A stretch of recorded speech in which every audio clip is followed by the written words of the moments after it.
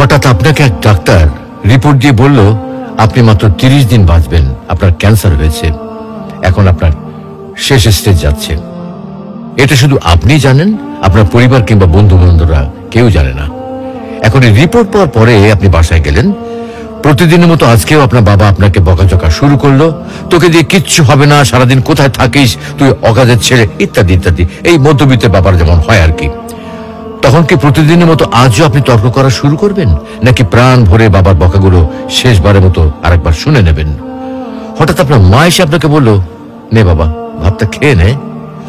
আপনার মনে হবে এই বুঝি আপনার মায়ের শেষ হাতের খাওয়া, আপনি আর বাঁচবেন না।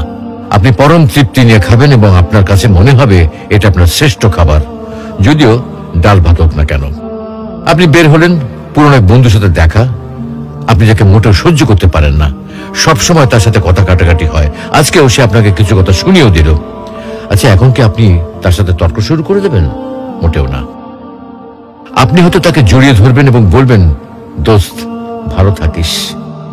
আচ্ছা জানেন, আমরা এখন মৃত্যুর কথা ভাবতেই চাই না, এ থেকে আমরা পালিয়ে বেড়াতে চাই। কিন্তু যদি আপনি ভাবেন যে আজই আপনার শেষ দিন, তাহলে দেখবেন সবকিছুই আপনার কাছে ভালো লাগছে। তাই ইগো ছেড়ে দিন, ইনশাল্লাহ আপনার মন ভালো হয়ে যাবে।